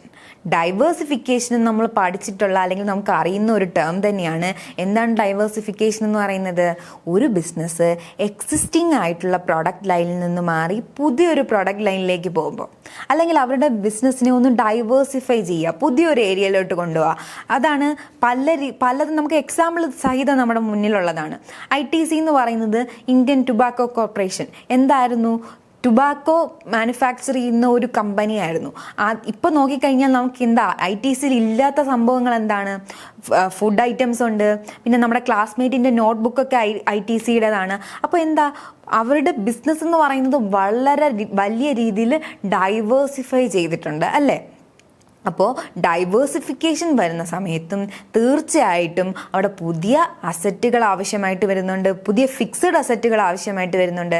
ഫിക്സഡ് അസറ്റിൽ നമ്മൾ എപ്പോൾ ഇൻവെസ്റ്റ്മെൻറ്റ് നടത്തുന്നുണ്ടോ അവിടെ ക്യാപിറ്റൽ ബഡ്ജറ്റിങ്ങിനും ഒരു സാധ്യതയുണ്ട്. A business may reduce its risk by operating in several market. Okay, rather than in a single market. ഒരു സിംഗിൾ മാർക്കറ്റിന് പകരം പല മാർക്കറ്റുകളിൽ നമ്മൾ പ്രവർത്തിക്കുന്നത് കൊണ്ട് തന്നെ നമുക്ക് റിസ്ക് കുറയ്ക്കാൻ പറ്റും. ഇന്ന് വലിയ വലിയ കമ്പനീസ് എടുത്ത് നോക്കിക്കഴിഞ്ഞാൽ നമുക്ക് മനസ്സിലാക്കാൻ പറ്റുന്നത് അവർ ഏതെങ്കിലും ഒരു ഏരിയയിൽ മാത്രം ആയിരിക്കത്തില്ല പ്രവർത്തനം നടത്തുന്നത്. ടെലികമ്മ്യൂണിക്കേഷൻ ഉണ്ടായിരിക്കും, പിന്നെ അതുപോലെ തന്നെ അവരുടെ ഡ്രസ്സിങ് ഉണ്ടായിരിക്കും, അതുമാത്രമല്ല നമ്മൾ വിചാരിക്കാത്ത ഏരിയയിൽ തന്നെ ഉണ്ടാവും. റിലയൻസ് ഒക്കെ അതിൻ്റെ വളരെ വലിയ എക്സാമ്പിൾസ് ആണ് അല്ലേ? അപ്പോൾ ഡൈവേഴ്സിഫൈ ചെയ്യുക എന്നുള്ളതിലൂടെ അവർക്ക് എന്ത് ചെയ്യാൻ പറ്റുമെന്നാണ് പറയുന്നത്? റിസ്ക് കുറയ്ക്കാൻ പറ്റുമെന്നാണ് പറയുന്നത്. അപ്പോൾ റിസ്ക് കുറയ്ക്കാൻ വേണ്ടിയിട്ട് ഡൈവേഴ്സിഫൈ ചെയ്യുമ്പോഴത്തേക്കും തീർച്ചയായിട്ടും നമുക്ക് എന്ത് ചെയ്യാൻ പറ്റുന്നുണ്ട്? ഫിക്സഡ് അസറ്റിൽ ഇൻവെസ്റ്റ് ചെയ്യേണ്ടി വരുന്നുണ്ട്. അവിടെ നമുക്ക് ക്യാപിറ്റൽ എക്സ്പെൻഡിച്ചർ അല്ലെങ്കിൽ ക്യാപിറ്റൽ ബഡ്ജറ്റിംഗ് എന്ന് പറയുന്ന ഏരിയയ്ക്കവിടെ ഒരു ഉപയോഗമുണ്ട്. അതാണ് ഇവിടെ പറഞ്ഞിട്ടുള്ളത്. ഇനി next one, research and development. നമുക്കറിയാം റിസർച്ച് ആൻഡ് ഡെവലപ്മെൻറ്റ് എന്ന് പറയുന്നത് എന്തിനു വേണ്ടിയിട്ടാണ്? ഒന്നുകിൽ ഒരു പുതിയ പ്രോഡക്റ്റ്, അല്ലെങ്കിൽ ഒരു ഇംപ്രൂവ്ഡ് പ്രോഡക്റ്റ്, ഇതുമല്ല എന്നുണ്ടെങ്കിൽ ഒരു പുതിയ മെത്തേഡ്, ഇങ്ങനെയുള്ള പുതിയ കാര്യങ്ങൾ കണ്ടുപിടിക്കാൻ വേണ്ടിയിട്ട് നമ്മൾ ഇൻവെസ്റ്റ് ചെയ്യുന്നതാണ് റിസർച്ച് ആൻഡ് ഡെവലപ്മെൻറ്റിൽ. ഓക്കെ, റിസർച്ച് ആൻഡ് ഡെവലപ്മെൻറ്റ് എന്ന് പറയുന്ന ഡിപ്പാർട്ട്മെൻറ്റ് ഉണ്ടെങ്കിൽ മാത്രമേ പുതിയ പ്രോഡക്റ്റിലേക്ക് നമുക്ക് എത്തിപ്പെടാൻ വേണ്ടി പറ്റുള്ളൂ. സോ നമ്മൾ റിസർച്ച് ആൻഡ് ഡെവലപ്മെൻറ്റ് എന്ന് പറയുന്ന ഒരു ഏരിയ മെയിൻറ്റെയിൻ ചെയ്യണമെങ്കിൽ തീർച്ചയായിട്ടും അതുമായിട്ട് കണക്ട് ചെയ്തിട്ട് വളരെ വലിയൊരു ഇൻവെസ്റ്റ്മെൻറ്റും ഉണ്ടാവും. പുതിയ മെഷീനറീസ് വേണ്ടി വരും, പുതിയ ഫിക്സഡ് അസറ്റ് വേണ്ടി വരും. അപ്പോൾ അങ്ങനെ വരുന്ന സിറ്റുവേഷനിൽ റിസർച്ച് ആൻഡ് ഡെവലപ്മെൻറ്റിൻ്റെ കാര്യത്തിലും ഹെവി ഇൻവെസ്റ്റ്മെൻറ്റ് ആവശ്യമാണ്. സോ അതുകൊണ്ട് ക്യാപിറ്റൽ ബഡ്ജറ്റിങ്ങിന് ഇവിടെയും ഒരു സാധ്യതയുണ്ട്. ഓക്കെ, ഇനി നെക്സ്റ്റ് വൺ എന്ന് പറയുന്നത് സ്റ്റാറ്റ്യൂട്ടറി റിക്വയർമെൻറ്റ്. ക്യാപിറ്റൽ ബഡ്ജറ്റിങ്ങിൽ, അതായത് വർക്കേഴ്സിൻ്റെ വെൽഫെയറിന് വേണ്ടിയിട്ട് നമ്മൾ എന്ത് ചെയ്യാറുണ്ട്? എന്തെങ്കിലും റെക്രിയേഷണൽ ഹാളൊക്കെ ക്രിയേറ്റ് ചെയ്യാറുണ്ട്, അല്ലാന്നുണ്ടെങ്കിൽ പൊല്യൂഷൻ കൺട്രോളിന് വേണ്ടിയിട്ട് നമ്മൾ എക്യുപ്മെൻ്റ് ഒക്കെ സ്ഥാപിക്കാറുണ്ട്. ഇതൊക്കെ എന്താണ് പുതിയതായിട്ട് നമ്മൾ ബിസിനസ്സിൽ ഇൻവെസ്റ്റ് ചെയ്യുന്ന എമൗണ്ടാണ് ഇവിടെയൊക്കെ ചിലവാകുന്നത്. വർക്കേഴ്സിന് ഇരിക്കാൻ വേണ്ടിയിട്ട് ഒരു ചെറിയൊരു സ്ഥലം, ഒരു റൂം പണിയുക, അല്ലെങ്കിൽ ഒരു റെക്രിയേഷണൽ ആയിട്ടൊരു ഹാള് പണിയുക, അതല്ലെന്നുണ്ടെങ്കിൽ ക്യാൻറ്റീന് പുതിയതുണ്ടാക്കുക, അല്ലെങ്കിൽ ക്യാൻറ്റീൻ ഇല്ലെങ്കിൽ അവിടെ പുതിയ ക്യാൻറ്റീൻ കൊണ്ടുവരിക. അപ്പോൾ ഇങ്ങനെയൊക്കെയുള്ള കാര്യങ്ങളെന്ന് പറയുന്നത് എന്താണ്? അവിടെ ക്യാപിറ്റൽ എക്സ്പെൻഡിച്ചറാണല്ലേ ചിലവാകുന്നത്. സോ ഇതൊക്കെ സ്റ്റാറ്റ്യൂട്ടറി ആയിട്ടുള്ള നിയമം കൊണ്ടുവരുന്ന കുറേ റിക്വയർമെൻറ്റ്സ് ആണ്. ഓക്കെ, എൻവയോൺമെൻറ്റ്, വർക്കേഴ്സിന് കൃത്യമായിട്ടുള്ള ഒരു വർക്കിംഗ് എൻവയോൺമെൻറ്റ് കൊണ്ടുവരണമെന്ന് നിയമം ഗവൺമെന്റ് പറഞ്ഞു കഴിഞ്ഞാൽ നമ്മളത് ചെയ്തേ പറ്റുള്ളൂ. ആ ചെയ്യുന്ന സമയത്ത് ക്യാപിറ്റൽ ഇൻവെസ്റ്റ്മെന്റ് ഉണ്ടാവും, ക്യാപിറ്റൽ ബഡ്ജറ്റിംഗ് അല്ലെങ്കിൽ ക്യാപിറ്റൽ എക്സ്പെൻഡിച്ചർ അവിടെ ആവശ്യമായിട്ട് വരും. അതാണ് ഈ പോയിന്റിൽ പറയുന്നത്. Capital budgeting is needed for meeting the statutory requirement like providing welfare facility to workers, installation of pollution control equipment etcetera. Okay, ഇപ്പോൾ ഈ പൊല്യൂഷൻ കൺട്രോൾ എക്യുപ്മെൻറ്റിൻ്റെ കാര്യം പറഞ്ഞില്ലേ, ചിലപ്പോൾ വിചാരിച്ചിരിക്കാത്ത സമയത്തായിരിക്കും ഗവൺമെൻറ് ഇന്ന കാര്യങ്ങൾ കൊണ്ടുവരണം, മഴവെള്ളം സംഭരിക്കണം, കൃത്യമായിട്ട് നിങ്ങളത് ചെയ്തിരിക്കണം, അങ്ങനെയൊക്കെയുള്ള കാര്യങ്ങൾ കൊണ്ടുവരണം. അപ്പോൾ എന്താണ് അവിടെ ഇൻവെസ്റ്റ്മെൻ്റ് ആവും. ഇൻവെസ്റ്റ്മെൻ്റ് ആയിക്കഴിഞ്ഞാൽ അത് ഏറ്റവും നല്ല രീതിയിൽ എങ്ങനെ ചെയ്യാം എന്നുള്ളത് നമ്മൾ ഡിസൈഡ് ചെയ്യേണ്ടി വരും. സോ ക്യാപിറ്റൽ ബഡ്ജറ്റിംഗ് യൂസ് ചെയ്യേണ്ടി വരും. ഓക്കെ, ഇത്രയാണ് ഈ ഹെഡിനകത്തുള്ള പോയിന്റ്സ്. സോ അടുത്ത് നമ്മൾ ഡിസ്കസ് ചെയ്യാൻ പോകുന്നത് process or steps involved in capital expenditure അല്ലെങ്കിൽ capital budgeting decision. Process or steps ആണ് ഇതിൻ്റെ മെയിൻ ഹെഡിങ്. അപ്പോൾ നോക്കിക്കേ, ക്യാപിറ്റൽ ബഡ്ജറ്റിംഗ് എന്ന് പറയുന്നത് എന്താണ്, ഒരു സീരീസ് ഓഫ് പ്രോസസ്സ് ആണ്. അത് ഏതെങ്കിലും ഒരൊറ്റ രീതിയിൽ ഒരൊറ്റ കാര്യമായിട്ട് നിൽക്കുന്ന ഒന്നല്ല. അപ്പോൾ ഡിസിഷനിലേക്ക് വരുന്നത് വരെ നമ്മൾ എന്ത് ചെയ്യുക, എന്താണ് പ്രശ്നമെന്ന് ഐഡൻറ്റിഫൈ ചെയ്യുക, പിന്നെ അതിൽ എന്താണ് ആൾട്ടർനേറ്റീവ്സ് ഡെവലപ്പ് ചെയ്യുക, പിന്നെ അതിൽ നിന്ന് നമ്മൾ സെലക്ട് ചെയ്യുക. ഇതൊക്കെയല്ലേ നമ്മൾ ഡിസിഷൻ മേക്കിങ്ങിനകത്ത് വരുന്നത്. അതുപോലെ തന്നെ ക്യാപിറ്റൽ ബഡ്ജറ്റിങ്ങിനകത്തും എന്താണ്, ഒരു ഡിസിഷൻ മേക്കിംഗ് പോലെ തന്നെ ഒരു പ്രോസസ്സ് ഉണ്ട്. ആ പ്രോസസ്സ് എന്താണെന്നാണ് നമ്മൾ ഇനി നോക്കാൻ പോകുന്നത്. ഓക്കെ, ആ വേരിയസ് സ്റ്റെപ്സ് അല്ലെങ്കിൽ process. First one, identification of investment proposal. Investment പ്രപ്പോസൽസിനെ നമ്മൾ ഐഡൻറ്റിഫൈ ചെയ്യുക. എന്താവശ്യത്തിന് വേണ്ടിയിട്ടാണ് നമ്മൾ ഇൻവെസ്റ്റ് ചെയ്യുന്നത്, അതിൻ്റെ എത്ര രൂപ ഇൻവെസ്റ്റ്മെൻ്റ് ആകുന്നുണ്ട്, പിന്നെ നമ്മുടെ കയ്യിലുള്ള സോഴ്സസ് അവൈലബിൾ ആണോ, നമുക്ക് ഏത് ലെവലിൽ നിന്നാണ് അതിൻ്റെ ഐഡിയ വന്നത്, ഏത് ലെവലിൽ നിന്ന് വന്നു കഴിഞ്ഞാൽ നമ്മൾ അതിനെക്കുറിച്ച് എന്താണ് മാക്സിമം നല്ല രീതിയിലൊരു ഐഡൻറ്റിഫിക്കേഷൻ നടത്തിയതിന് ശേഷം മാത്രമേ എന്ത് ചെയ്യാൻ പറ്റുള്ളൂ, ഡിസിഷൻ എടുക്കാൻ പറ്റുള്ളൂ. സോ ഫസ്റ്റ് സ്റ്റെപ്പ് എന്ന് പറയുന്നത് എന്താണ്, identification of investment proposal. Capital budgeting process start with the identification of investment proposal. Investment പ്രപ്പോസലിന്റെ ഐഡന്റിഫിക്കേഷനിൽ നിന്നാണ് ക്യാപിറ്റൽ ബഡ്ജറ്റിംഗ് എന്ന് പറയുന്ന പ്രോസസ്സ് തന്നെ തുടങ്ങുന്നത്. The investment proposal means idea for investment opportunities. Investment ഓപ്പർച്യൂണിറ്റിയിൽ വരുന്ന ഐഡിയ ആണ് ഇൻവെസ്റ്റ്മെൻറ്റ് പ്രപ്പോസൽ എന്ന് പറയുന്നത്. അപ്പോൾ നമ്മൾ തീരുമാനിക്കുകയാണ് നമ്മൾ പ്രൊഡക്ഷൻ കുറച്ച് കൂടുതൽ നടത്താം. അപ്പോൾ അവിടെ എന്താണ്, ഒരു ബിസിനസ് ഐഡിയ വന്നു, അതിന് വേണ്ടിയിട്ട് നമുക്ക് പല മെഷീനറീസ് വാങ്ങാം. അതാണ് നമ്മുടെ ഇൻവെസ്റ്റ്മെൻറ്റ് പ്രപ്പോസൽ അല്ലേ. അപ്പോൾ ഇൻവെസ്റ്റ്മെൻറ്റ് ഐഡിയ വരുന്നത് ചിലപ്പോൾ ലോവർ ലെവലിൽ നിന്നായിരിക്കാം, അല്ലെങ്കിൽ ടോപ്പ് മാനേജ്മെൻറ്റ് ലെവലിൽ നിന്നായിരിക്കാം. ഏത് ലെവലിൽ നിന്നാണ് വന്നതെങ്കിലും financial manager should analyse the various proposals available in the light of organisational objective and suitable proposals are submitted to the capital expenditure planning committee for further action. എന്താ ഇവിടെ പറഞ്ഞിരിക്കുന്നത്, ഫിനാൻഷ്യൽ മാനേജർ കൃത്യമായിട്ട് നമ്മുടെ കയ്യിലുള്ള പ്രപ്പോസൽസിനെ അനലൈസ് ചെയ്യുക. എന്തിൻ്റെയൊക്കെ ബേസിലാണ്, ഓർഗനൈസേഷൻ്റെ ഒബ്ജക്റ്റീവിന് അത് okay ആണോ എന്നൊക്കെ നോക്കിയിട്ട് സ്യൂട്ടബിൾ ആയിട്ടുള്ള പ്രപ്പോസൽസിന് ക്യാപിറ്റൽ എക്സ്പെൻഡിച്ചർ പ്ലാനിംഗ് കമ്മിറ്റിയിൽ കൊടുക്കുക. അവർ അതിൽ നിന്ന് ഫ്യൂച്ചർ ആക്ഷൻ എടുക്കും. ഓക്കെ, ഇതാണ് first step.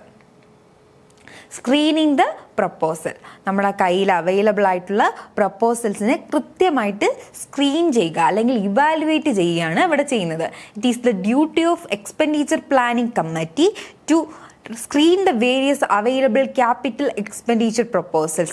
This is done to determine whether the proposal are in accordance with the corporate strategies or selection standard of the firm. എന്ത് ചെയ്യുക, ഇവിടെ ചെയ്യുന്നത് എക്സ്പെൻഡിച്ചർ പ്ലാനിംഗ് കമ്മിറ്റിയാണ്. അവരെന്ത് ചെയ്യും, അവൈലബിൾ ആയിട്ടുള്ള പ്രപ്പോസൽസിനെ എല്ലാം പല മാനദണ്ഡങ്ങൾ ഉപയോഗിച്ച് സ്ക്രീൻ ചെയ്യും. പ്രധാനമായിട്ടും എന്താണ്, അവരുടെ കോർപ്പറേറ്റ് സ്ട്രാറ്റജിക്ക് ചേരുന്ന രീതിയിലാണോ ഈ പ്രപ്പോസൽ ഉള്ളത്, അതുപോലെ തന്നെ ഫേമിൻ്റെ സെലക്ഷൻ സ്റ്റാൻഡേർഡിന് ചേർന്ന് നിൽക്കുന്നതാണോ എന്ന് നോക്കും. ഇത് രണ്ട് കൊണ്ടാണ് എന്ത് ചെയ്യുന്ന പ്രപ്പോസൽസിനെ സ്ക്രീൻ ചെയ്യുന്നത്. ഇവിടെ അൺഹെൽത്തി ആണെന്ന് തോന്നുന്ന പ്രപ്പോസൽസ് ഇവിടെ തന്നെ ഉപേക്ഷിക്കും. ഓക്കെ, ഇനി അടുത്തത് ഇവാലുവേഷൻ ഓഫ് വേരിയസ് പ്രപ്പോസൽസ്. നമ്മൾ സ്ക്രീനിങ് എന്ന് പറയുന്നത് ഒരു എലിമിനേഷൻ പ്രോസസ്സായിരുന്നു. വേണ്ടാത്തത് ഓക്കെ, നമ്മുടെ കയ്യിൽ നിൽക്കുന്ന എമൗണ്ട് അല്ല എന്നുണ്ടെങ്കിൽ നമ്മളതിനെ വേണ്ടാന്ന് വയ്ക്കും. അതുപോലെ തന്നെ നമ്മുടെ ടൈമിൽ നിൽക്കുന്നതല്ല എന്നുണ്ടെങ്കിൽ വേണ്ടാന്ന് വയ്ക്കും. ഇതാണ് ഈ സ്ക്രീനിങ്ങിനകത്ത് നടക്കുന്നത്. ഇനി നോക്കിക്കേ, ഇവാലുവേഷൻ എന്ന് പറയുമ്പോഴത്തേക്കും നമ്മുടെ സ്ക്രീനിങ് കഴിഞ്ഞിട്ട് ബാക്കി ആയതിൻ്റെ കോസ്റ്റ് എന്താണ്, ബെനിഫിറ്റ് എന്താണ്, അതിൽ നിന്ന് നമുക്ക് എന്തൊക്കെ നേടാൻ സാധിക്കും എന്നുള്ള കാര്യങ്ങളൊക്കെ വെച്ചിട്ട് അതിനെ കൃത്യമായിട്ട് ഇവാലുവേറ്റ് ചെയ്യുന്നതാണ് തേർഡ് സ്റ്റെപ്പ് എന്ന് പറയുന്നത്. Evaluation of various proposals. This step involves evaluation of profitability of various proposals by considering the cost and benefit of proposals under the consideration. Okay, നമ്മുടെ പ്രപ്പോസലിനെ കോസ്റ്റ് എത്രയാണ്, ബെനിഫിറ്റ് എത്രയാണെന്നുള്ള മാനദണ്ഡത്തിൽ നമ്മളതിനെ ഇവാലുവേറ്റ് ചെയ്യുന്നു. ഇവിടെയാണ് നമ്മൾ പല ടെക്നിക്സ് ഉപയോഗിക്കുന്നത്. There are various methods used for evaluating the investment proposal. Investment പ്രപ്പോസലിനെ വാല്യുവേഷൻ ചെയ്യാൻ വേണ്ടിയിട്ട്, ഇവാലുവേറ്റ് ചെയ്യാൻ വേണ്ടിയിട്ട് നമ്മൾ പല മെത്തേഡ്സും ഉപയോഗിക്കാറുണ്ട്. The different proposal under consideration for evaluation may be classified as follows. അതായത് താഴെ പറയുന്ന രീതിയിലൊക്കെ ആയിരിക്കും പല പ്രപ്പോസൽസ് നമ്മുടെ മുന്നിൽ വരിക. അപ്പോൾ പ്രപ്പോസൽസ് ഏതൊക്കെയാണെന്നാണ് ഇനി നമ്മൾ നോക്കാൻ പോകുന്നത്. അതിൽ ഫസ്റ്റ് വൺ എന്ന് പറയുന്നത് ഇൻഡിപെൻഡൻറ്റ് പ്രപ്പോസൽസ്. തികച്ചും വ്യക്തിഗതമായിട്ടുള്ള പ്രപ്പോസൽസിനെയാണ് ഇൻഡിപെൻഡൻറ്റ് പ്രപ്പോസൽസ് എന്ന് നമ്മൾ പറയുന്നത്. ഇവിടെ എന്താണ്, ഒന്നിനോട് ഒന്ന് ചേർന്ന് കോമ്പറ്റ് ചെയ്യുന്നതല്ല. Okay, independent proposals are those proposals which do not compete with one another. എല്ലാം ഇൻഡിവിജ്വലായിട്ട് വരുന്നു, അത് നമ്മൾ ഇൻഡിവിജ്വലായിട്ട് തന്നെ ഇവാലുവേറ്റ് ചെയ്യുന്നു. അതിൻ്റെ സെലക്ഷൻ എന്ന് പറയുന്നത് മറ്റൊന്നിനെ ബേസ് ചെയ്തിട്ടല്ല. അങ്ങനെയുള്ള പ്രപ്പോസൽസിനെയാണ് ഇൻഡിപെൻഡൻറ്റ് പ്രപ്പോസൽസ് എന്ന് പറയുന്നത്. Okay, it is done in such a way that the acceptance of one proposal does not lead to the rejection of another. Okay, ഒരു പ്രപ്പോസൽ നമ്മൾ അക്സെപ്റ്റ് ചെയ്യുന്നുണ്ടോ ഇല്ലയോ എന്നുള്ളത് മറ്റൊന്നിൻ്റെ അക്സെപ്ഷനുമായിട്ടോ റിജക്ഷനുമായിട്ടോ യാതൊരു ബന്ധവുമില്ലാത്ത ഒന്നിനെയാണ് ഇൻഡിപെൻഡൻറ്റ് പ്രപ്പോസൽസ് എന്ന് നമ്മൾ പറയുന്നത്. The acceptance and rejection of independent proposals depend upon the minimum return on investment. ഒരു പ്രപ്പോസലിൽ നിന്ന് കിട്ടുന്ന മിനിമം റിട്ടേണിൻ്റെ ബേസിലായിരിക്കും ഇവിടെ അക്സെപ്റ്റ് ചെയ്യണോ റിജക്റ്റ് ചെയ്യണോ എന്ന് തീരുമാനിക്കുന്നത്. ഓക്കെ, ഒരു പ്രപ്പോസൽ എന്ന് പറയുന്നത് അതിൻ്റെ ഇവാലുവേഷൻ ഒറ്റയ്ക്കാണ് ചെയ്യുന്നതെങ്കിൽ വേറെ ഒരു പ്രോജക്റ്റും അല്ലെങ്കിൽ വേറെ ഒരു അനദർ വേരിയബിൾ അവിടെ ഇഫക്റ്റ് ചെയ്യുന്നില്ല എന്നുണ്ടെങ്കിൽ അതിനെയാണ് ഇൻഡിപെൻഡൻറ്റ് പ്രോജക്റ്റ് എന്ന് പറയുന്നത്. ഓക്കെ, നെക്സ്റ്റ് പ്രപ്പോസൽ എന്ന് പറയുന്നത് ഇൻഡിപെൻഡൻറ്റ് പ്രോജക്റ്റ് അല്ലെങ്കിൽ പ്രപ്പോസൽ എന്ന് പറയുന്നത്. Okay, contingent or dependent proposal എന്ന് പറഞ്ഞിട്ടുണ്ട്. ഈ കണ്ടിൻജൻറ്റ് അല്ലെങ്കിൽ ഡിപ്പെൻഡൻ്റ് എന്ന് പറയുമ്പോൾ പേര് കേൾക്കുന്ന പോലെ തന്നെ എന്താണ്, ഒന്നിൻ്റെ അക്സെപ്റ്റൻസ് അല്ലെങ്കിൽ റിജക്ഷൻ മറ്റൊന്നിനെയുമായിട്ട് എന്ത് ചെയ്യുന്നു, ഡിപ്പെൻഡ് ചെയ്തിരിക്കുന്നു. അതിനെയാണ് കണ്ടിൻജൻറ്റ് ഓർ ഡിപ്പെൻഡൻറ്റ് പ്രപ്പോസൽ എന്ന് പറയുന്നത്. ഇപ്പോൾ നമ്മൾ ഒരു പർട്ടിക്കുലർ ബിസിനസ് ഓപ്പർച്യൂണിറ്റിയിൽ ഇൻവെസ്റ്റ് ചെയ്യാൻ പോവുകയാണ്. അത് നമ്മൾ ഏറ്റെടുത്ത് കഴിഞ്ഞാൽ അതിനോട് ചേർന്ന് നിൽക്കുന്ന ഒന്നും കൂടെ നമ്മൾ ചെയ്യണം. നമ്മൾ ഒരു ജ്വല്ലറി തുടങ്ങാൻ ഇൻവെസ്റ്റ് ചെയ്യുകയാണ്. ജ്വല്ലറി തുടങ്ങുന്നെങ്കിൽ തീർച്ചയായിട്ടും അവിടെ കസ്റ്റമേഴ്സ് വരും, അവരുടെ കാർ പാർക്കിങ്ങിലും നമ്മൾ ഇൻവെസ്റ്റ് ചെയ്യേണ്ടി വരും. അങ്ങനെയുള്ള പ്രോജക്റ്റുകളാണ് ഡിപ്പെൻഡൻ്റ് ആയിട്ട് വരുന്നത്. ഓക്കെ, ഇനി അടുത്തത് മ്യൂച്വലി എക്സ്ക്ലൂസീവ് പ്രപ്പോസൽസ്. ഈ മ്യൂച്വലി എക്സ്ക്ലൂസീവ് പ്രപ്പോസൽസ് എന്ന് പറഞ്ഞു കഴിഞ്ഞാൽ ഒന്ന് നമ്മൾ അക്സെപ്റ്റ് ചെയ്ത് കഴിഞ്ഞാൽ മറ്റൊന്ന് ഓട്ടോമാറ്റിക്കലി റിജക്റ്റ് ചെയ്തു പോകും. അങ്ങനെയുള്ള പ്രപ്പോസൽസിനെയാണ് മ്യൂച്വലി എക്സ്ക്ലൂസീവ് പ്രപ്പോസൽസ് എന്ന് പറയുന്നത്. Mutually exclusive proposals are those proposals which compete with each other in such a way that the selection of one lead to rejection of the another. ഇപ്പോൾ നമ്മുടെ കയ്യിൽ കുറേ കാര്യങ്ങളുണ്ട്, അല്ലെങ്കിൽ ഒരു ഇൻ്റർവ്യൂവിന് കുറേ എംപ്ലോയീസ് വന്നിരിപ്പുണ്ട്, എംപ്ലോയി ആസ്പിരൻസ് വന്നിരിപ്പുണ്ട്. അവരെ നമ്മൾ നോക്കി ഇൻ്റർവ്യൂ ചെയ്തിട്ട് ഓരോരുത്തർക്കും മാർക്ക് ഇടും. അതിൽ ഒരാളെ നമ്മൾ സെലക്ട് ചെയ്ത് കഴിഞ്ഞാൽ ബാക്കിയുള്ളവർ ആ പോസ്റ്റിന് അത്രത്തോളം അർഹരല്ല. അല്ലെന്നുണ്ടെങ്കിൽ ഏറ്റവും ബെസ്റ്റ് ആയിട്ടുള്ള ആളെയാണ് നമ്മൾ സെലക്ട് ചെയ്തത്. അപ്പോൾ ബാക്കിയുള്ളവരൊക്കെ എന്ത് ചെയ്യാണ്, റിജക്റ്റ് ചെയ്യപ്പെടുകയാണ് അല്ലേ. അപ്പോൾ പ്രോജക്റ്റിൻ്റെ കാര്യത്തിലും അങ്ങനെ തന്നെയാണ്. പല പ്രോജക്റ്റുകളുണ്ട്, അല്ലെങ്കിൽ പല ഇൻവെസ്റ്റ്മെൻറ്റ് പ്രപ്പോസൽസ് ഉണ്ട്. നമ്മൾ അതിനെ ഇവാലുവേറ്റ് ചെയ്തു, അതിൽ ഒരെണ്ണം ഏറ്റവും ബെസ്റ്റ് ആയിട്ടുള്ളത് നമ്മൾ സെലക്ട് ചെയ്ത് കഴിഞ്ഞാൽ ബാക്കിയൊക്കെ ഓട്ടോമാറ്റിക്കലി റിജക്റ്റ് ആയി പോവും. അങ്ങനെയുള്ള പ്രപ്പോസൽസിന് പറയുന്ന പേരാണ് മ്യൂച്വലി എക്സ്ക്ലൂസീവ് പ്രപ്പോസൽസ്. ഓക്കെ, അപ്പോൾ ഈ 3 തരത്തിലുള്ള പ്രപ്പോസൽസ് ആയിരിക്കും വരുന്നത്. ഇവ 3 ഏത് ടൈപ്പായാലും നമ്മളതിനെ കൃത്യമായിട്ടും ഇവാലുവേറ്റ് ചെയ്തിരിക്കണം. ഇതൊക്കെയായിരുന്നു തേർഡ് സ്റ്റേജ് ആയിട്ട് ഉള്ള ഇവാലുവേഷനകത്ത് വരുന്നത്. ഓക്കെ, ഇനി അടുത്തത് ഫോർത്ത് സ്റ്റേജ് എന്ന് പറയുന്നത് ഫിക്സിംഗ് പ്രയോറിറ്റീസ്. ഓക്കെ, നമ്മുടെ കയ്യിൽ അവൈലബിൾ ആയിട്ടുള്ള വേരിയസ് പ്രപ്പോസൽസിനെ നമ്മൾ എന്ത് ചെയ്തിട്ടുണ്ട്, ഇവാലുവേറ്റ് ചെയ്തിട്ടുണ്ട്. ഇവാലുവേറ്റ് ചെയ്തിട്ട് തീർച്ചയായിട്ടും അൺഎക്കോണമിക്കൽ ആണെങ്കിൽ, നമ്മുടെ കോസ്റ്റിൻ്റെ അകത്ത് നിൽക്കത്തില്ല എന്നുണ്ടെങ്കിൽ, നമുക്ക് നഷ്ടം വരുന്ന ടൈപ്പുകളാണെങ്കിൽ നമ്മൾ അതിനെ റിജക്റ്റ് ചെയ്യും. അല്ല എന്നുണ്ടെങ്കിൽ നല്ലതാണ്, നമ്മുടെ ഫേമിന് പോസിറ്റീവായിട്ടാണ് അത് വരുന്നതെങ്കിൽ നമ്മളതിനെ അക്സെപ്റ്റ് ചെയ്യും. ഓക്കെ, അതാണ് ഫോർത്ത് സ്റ്റേജിനകത്ത് പറയുന്നത്. ഇനി ഒന്നിലധികം ഇൻവെസ്റ്റ്മെൻറ്റ് നമ്മൾ നടത്തണമെങ്കിൽ ഓരോ പ്രയോറിറ്റി സെറ്റ് ചെയ്തതിന് ശേഷം ആ പ്രയോറിറ്റിക്ക് അനുസരിച്ച് നമ്മൾ ഇൻവെസ്റ്റ്മെൻറ്റ് നടത്തും. Okay, after evaluating various proposal under consideration the uneconomical proposals are rejected. But it is not possible for the firm to invest immediately in an profitable investment proposal.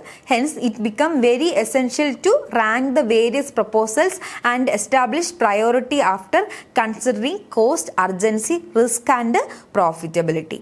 Okay, നമ്മൾ നോക്കി, നമ്മൾ evaluation ചെയ്തപ്പോഴത്തേക്കും പല പ്രോജക്റ്റിൽ 10 ലക്ഷം രൂപ invest ചെയ്യേണ്ടി വരുന്നതാണ് ഏറ്റവും നല്ല പ്രോജക്റ്റ് എന്ന് വെച്ചു. അപ്പോൾ 10 ലക്ഷം രൂപ നമ്മുടെ കയ്യിൽ ഇൻവെസ്റ്റ് ചെയ്യാനില്ല, നമ്മുടെ കയ്യിൽ ആകെപ്പാടെ 8 ലക്ഷം രൂപയേ ഉള്ളൂ. അതിൽ നിന്നുകൊണ്ട് നമ്മൾ ഇൻവെസ്റ്റ്മെൻറ്റ് നടത്തണം. അങ്ങനെ വരുമ്പോഴത്തേക്കും അവിടെ കോസ്റ്റും അതുപോലെ തന്നെ നമ്മുടെ അർജൻസിയും നമ്മുടെ റിസ്ക്കും എല്ലാം കൺസിഡർ ചെയ്തിട്ട് അടുത്ത ബെസ്റ്റ് ഓൾട്ടർനേറ്റീവിനെ ആയിരിക്കും നമ്മൾ സെലക്ട് ചെയ്യുന്നത്. ഓക്കെ, ഇതല്ല എല്ലാത്തിനും നമുക്ക് ഇൻവെസ്റ്റ് ചെയ്യാൻ പറ്റും. അങ്ങനെ വരുമ്പോഴത്തേക്കും നമ്മുടെ കയ്യിൽ ഫണ്ടും ഉണ്ടായിരിക്കും, നമ്മുടെ കയ്യിൽ ടൈമും ഉണ്ടായിരിക്കും. പക്ഷേ എന്നാലും എന്ത് ചെയ്യാൻ പാടില്ല, ചാടിക്കയറി എല്ലാത്തിനും ഒരുമിച്ച് ചെയ്യാൻ പാടില്ല. അതിനൊരു റാങ്ക് ഫിക്സ് ചെയ്യണം, അല്ലെങ്കിൽ ഒരു പ്രയോറിറ്റി ഫിക്സ് ചെയ്യണം. ആ പ്രയോറിറ്റിക്ക് അനുസരിച്ച് നമുക്ക് എന്ത് ചെയ്യാൻ പറ്റും, ഇൻവെസ്റ്റ്മെൻറ്റ് നടത്താൻ പറ്റും. സോ അതാണ് 4th വൺ പറയുന്നത്, ഫിക്സിങ് ദ പ്രയോറിറ്റീസ്. ഓക്കെ, ഇനി അടുത്തത് final approval and preparation of capital expenditure budget. Okay, നമ്മുടെ കയ്യിലുള്ള ഐഡൻറ്റിഫൈ ചെയ്തു, അതുപോലെ തന്നെ സ്ക്രീൻ ചെയ്തു, ഇവാലുവേറ്റ് ചെയ്തതിന് ശേഷം നമ്മുടെ പ്രയോറിറ്റിക്ക് അനുസരിച്ചുള്ള ലിസ്റ്റ് തയ്യാറാക്കി. ആ ലിസ്റ്റ് തയ്യാറാക്കിയതിന് ശേഷം ഏതാണോ ബെസ്റ്റ് ഓൾട്ടർനേറ്റീവ് അത് നമ്മൾ സെലക്ട് ചെയ്തു. അതിന് ഫൈനൽ അപ്രൂവലും കൊടുത്തതിന് ശേഷമായിരിക്കും ഒരു ബഡ്ജറ്റ് പ്രിപ്പയർ ചെയ്യുന്നത്. അതിൽ എത്ര രൂപ നമ്മൾ സെലക്ട് ചെയ്ത പ്രൊപ്പോസൽ അല്ലെങ്കിൽ പ്രോജക്റ്റിൽ എത്ര രൂപയാണോ നമ്മൾ ഇൻവെസ്റ്റ് ചെയ്യുന്നത് അതും നോക്കും. അതുപോലെ തന്നെ എന്ത് ചെയ്യും, നമ്മുടെ അതിൽ നിന്ന് കിട്ടാൻ സാധ്യതയുള്ള റിട്ടേണിനെ കുറിച്ച് ഒരു എസ്റ്റിമേറ്റ് നമ്മൾ തയ്യാറാക്കുക. അതാണ് 5th വൺ പറയുന്നത്. Okay, next one implementation of proposal. ഇതിൽ അടുത്ത സ്റ്റേജ് എന്തെല്ലാം പറയുന്നത്, ഈ പ്രൊപ്പോസൽ നമ്മൾ സെലക്ട് ചെയ്തിട്ടുള്ള ആ പ്രൊപ്പോസലിന് അല്ലെങ്കിൽ പ്രോജക്റ്റിനെ നമ്മൾ ഇംപ്ലിമെൻ്റ് ചെയ്ത് ആക്ച്വൽ യൂസേജ് നടക്കുന്നത് ഇവിടെ ആയിരിക്കും. Okay, implementation of proposal is concerned with putting the proposal into practice. Okay, പ്രൊപ്പോസലിനെ പ്രാക്ടീസിലേക്ക് കൺവേർട്ട് ചെയ്യുന്നത് ഇംപ്ലിമെൻറ്റേഷൻ ഫേസിലായിരിക്കും. It involves actual implementation of the proposal. Okay, next one performance review. നമ്മൾ ആ സാധനം ഉപയോഗിക്കാൻ തുടങ്ങിയാൽ മാത്രം പോരാ, അവിടെ നിന്ന് ഒരു പെർഫോമൻസ് റിവ്യൂ എടുക്കണം. എങ്കിൽ മാത്രമേ ക്യാപിറ്റൽ എക്സ്പെൻഡിച്ചർ പ്രോസസ്സ് എന്ന് പറയുന്നത് കംപ്ലീറ്റ് ആവൂ. The last stage in capital budgeting process is the evaluation of the performance of the project so implemented. നമ്മൾ ഇംപ്ലിമെൻ്റ് ചെയ്ത പ്രോജക്റ്റിൻ്റെ പെർഫോമൻസ് എന്താണെന്ന് മനസ്സിലാക്കുന്നതാണ് ഈ സ്റ്റേജിൽ പറയുന്നത്.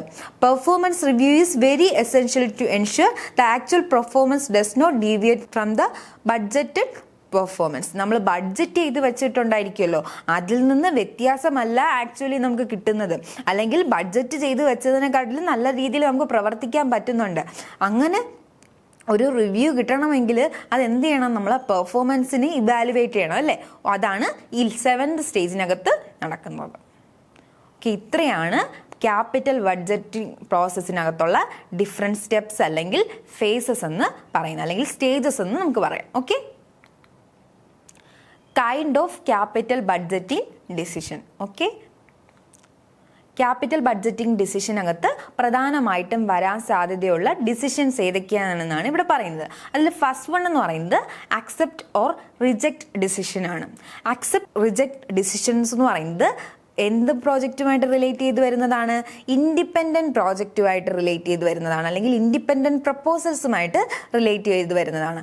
Accept reject decisions related to independent proposals which do not compete with one another. Okay, മറ്റൊന്നുമായിട്ട് compete ചെയ്യാത്ത തരത്തിലുള്ള ഇൻഡിപെൻഡൻറ്റ് പ്രപ്പോസൽസിനെ സംബന്ധിച്ചിടത്തോളം നമ്മൾ അവിടെ എടുക്കുന്നത് അക്സെപ്റ്റ് റിജക്റ്റ് ഡിസിഷനാണ്.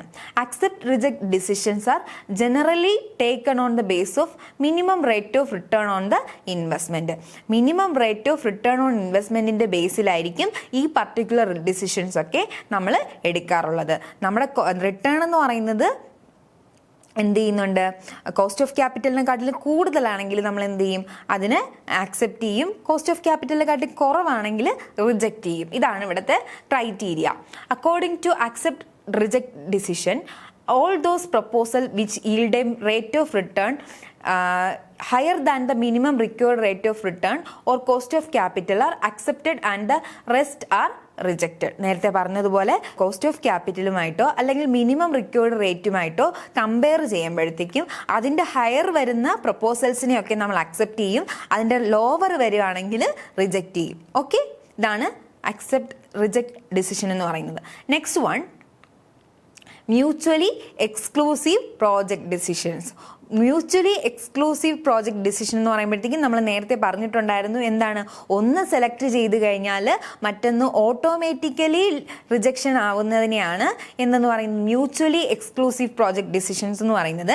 ഇവിടുത്തെ ക്രൈറ്റീരിയ എന്ന് പറയുന്നത് ഏറ്റവും നല്ല പ്രോജക്റ്റ് ഏതാണെന്നാണ്. ഓക്കെ, ഏറ്റവും ബെസ്റ്റ് പ്രോജക്റ്റ് ഏതാണ് അതായിരിക്കും നമ്മളിവിടെ സെലക്ട് ചെയ്യുന്നത്. അതെന്തായിരിക്കും, ഒന്നുകിൽ റേറ്റ് ഓഫ് റിട്ടേണിൻ്റെ ബേസിലായിരിക്കും, അല്ലാന്നുണ്ടെങ്കിൽ ടൈമിൻ്റെ ബേസിലായിരിക്കും. ഓക്കെ, അവിടെ ഏറ്റവും നല്ല ഡിസിഷൻ എടുക്കുക, ബാക്കിയുള്ളത് റിജക്റ്റ് ചെയ്യുക. ഓക്കെ, ഇനി അടുത്തത് capital rationing decision. Capital rationing decision എന്ന് പറയുന്നത് റാങ്കിങ്ങുമായിട്ട് റിലേറ്റ് ചെയ്തിട്ടുള്ള ഒന്നാണ്. അപ്പോൾ നമുക്ക് പല ഇൻവെസ്റ്റ്മെൻറ്റ് പ്രപ്പോസൽസ് ഉണ്ട്, അതിൽ സെവറൽ ഓപ്പർച്യൂണിറ്റിയാണ്. പക്ഷെ ഇതെല്ലാം നമുക്ക് ആവശ്യമാണ്, പക്ഷെ നമ്മുടെ കയ്യിലുള്ള ഫണ്ട് എന്ന് പറയുന്നത് ലിമിറ്റഡ് ആണ്. ഓക്കെ, ഇങ്ങനത്തെ കണ്ടീഷൻ എന്തൊക്കെയായിരുന്നു, നമുക്ക് ഒരുപാട് ഇൻവെസ്റ്റ്മെൻറ്റ് പ്രപ്പോസൽ ഉണ്ട്, ഇതെല്ലാത്തിലും നമുക്ക് ഇൻവെസ്റ്റ് ചെയ്യാൻ താല്പര്യമുണ്ട്, നമുക്കിതെല്ലാം ആവശ്യമുള്ളതാണ്, പക്ഷെ നമ്മുടെ കയ്യിലുള്ള ഫണ്ട് എന്ന് പറയുന്നത് ലിമിറ്റഡ് ആണ്. അങ്ങനെ വരുന്ന സിറ്റുവേഷനിൽ എന്ത് ചെയ്യാൻ പറ്റും, ഓരോന്നിൻ്റെയും ബെനിഫിറ്റ് എത്രയാണെന്ന് മനസ്സിലാക്കിയതിന് ശേഷം അതിനെ റാങ്ക് ചെയ്യാൻ പറ്റും. ഏറ്റവും കൂടുതൽ പ്രോഫിറ്റബിലിറ്റി ഉള്ളതിന് ഹൈ റാങ്കും കൊടുക്കാം, പ്രോഫിറ്റബിലിറ്റി കുറയുന്നതിനനുസരിച്ച് അതിൻ്റെ റാങ്ക് കുറച്ചു കൊണ്ടുവരാം. അങ്ങനെ കുറച്ചതിന് ശേഷം നമ്മൾ എന്ത് ചെയ്യും, ആദ്യം ഇൻവെസ്റ്റ് ചെയ്യുന്നത് ഗ്രേറ്റർ പ്രോഫിറ്റബിലിറ്റി ഉള്ളതായിരിക്കും, റാങ്ക് കൂടുതൽ കൊടുത്തതിനായിരിക്കും. എന്നിട്ട് പതിയെ നമ്മുടെ കയ്യിൽ ഫണ്ട് വരുന്നതിനനുസരിച്ച് ബാക്കിയുള്ള പ്രപ്പോസൽസിൽ നമുക്ക് എന്ത് ചെയ്യാൻ പറ്റും, ഇൻവെസ്റ്റ് ചെയ്യാൻ പറ്റും. ഇതാണ് ക്യാപിറ്റൽ റേഷനിങ് ഡിസിഷൻസ് എന്ന് പറയുന്നത്. ഓക്കെ, ക്യാപിറ്റൽ, കയ്യിലുള്ള ക്യാപിറ്റൽ റേഷൻ പോലെ എന്ത് ചെയ്യുന്നു, നമ്മൾ ചിലവാക്കുന്നു. അതാണ് ഇവിടെ ഉദ്ദേശിക്കുന്നത്. Mutually exclusive project decisions are applied in a situation which firms may have several profitable investment proposal but have only limited fund to invest. Okay, in this case the various investment proposals compete with the limited fund and hence the firm has to ration them. Okay, ഒരുപാട് proposals ഉണ്ട്, fund limited ആണ്, ഇതെല്ലാം profitable ആണ്. അങ്ങനെ വരുന്ന സമയത്ത് നമ്മൾ എന്ത് ചെയ്യും, റേഷനായിട്ട് ഫണ്ട് കൊടുക്കേണ്ടി വരും. ഇവിടെ എന്താ ചെയ്യുന്നത്, പ്രപ്പോസൽസിൻ്റെ പ്രോഫിറ്റബിലിറ്റിക്ക് അനുസരിച്ച് അതിനെ റേറ്റ് ചെയ്തിട്ട് റാങ്ക് ചെയ്യുന്നതിനനുസരിച്ച് എന്ത് ചെയ്യുന്നു, നമ്മൾ അതിനെ ഉപയോഗിക്കുന്നു അല്ലെങ്കിൽ ഇൻവെസ്റ്റ് ചെയ്യുന്നു. In capital rationing decision the firm select the combination of proposals that will yield greater profitability by ranking them in descending order according to their profitability. Okay, അപ്പോൾ ഇതിൽ 3 തരം ഡിസിഷന് മനസ്സിലായി എന്ന് വിചാരിക്കുന്നു. ഞാൻ next one, method of capital budgeting അല്ലെങ്കിൽ evaluation methods. Okay, capital budgeting ചെയ്യുന്ന സമയത്ത് നമ്മൾ ഇൻവെസ്റ്റ്മെൻറ്റ് പ്രപ്പോസൽസിനെ ഇവാലുവേറ്റ് ചെയ്യാൻ വേണ്ടിയിട്ട് അല്ലെങ്കിൽ അതിന് നല്ലതാണോ അല്ലയോ എന്നൊക്കെ മനസ്സിലാക്കാൻ വേണ്ടിയിട്ട് എന്ത് ചെയ്യുന്നുണ്ട്, പല ടെക്നിക്സ് ഉപയോഗിക്കാറുണ്ട് അല്ലെങ്കിൽ മെത്തേഡ്സ് ഉപയോഗിക്കാറുണ്ട്. അതാണ് നമ്മളിനി നോക്കാൻ പോകുന്നത്. ഓക്കെ, അപ്പോൾ ഈ ടെക്നിക്സിനെ നമുക്ക് 2ആയിട്ട് ക്ലാസിഫൈ ചെയ്യാം. ഫസ്റ്റ് വൺ എന്ന് പറയുന്നത് ട്രഡീഷണൽ ടെക്നിക്സും സെക്കൻഡ് വൺ എന്ന് പറയുന്നത് മോഡേൺ മെത്തേഡ്സുമാണ്.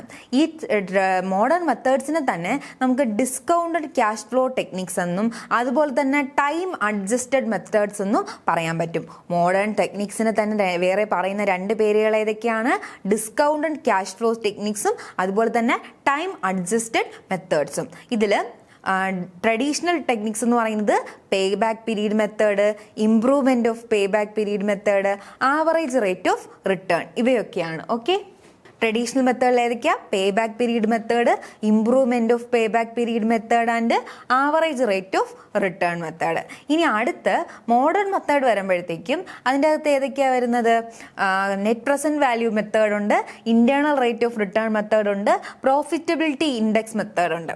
ഓക്കെ, ഇവ ഇത്രയുമാണ് ഇനി നമ്മൾ ഈ ഒരു ഏരിയയിൽ ഡിസ്കസ് ചെയ്യാൻ പോകുന്നത്. അപ്പോൾ ഓരോന്നായിട്ട് നമുക്ക് എന്ത് ചെയ്യാം, അടുത്ത ക്ലാസ്സിൽ നോക്കാം. ഓക്കെ, അപ്പോൾ ഇന്ന് പഠിപ്പിച്ച ഏരിയ എല്ലാവർക്കും ക്ലിയർ ആയി എന്ന് വിചാരിക്കുന്നു.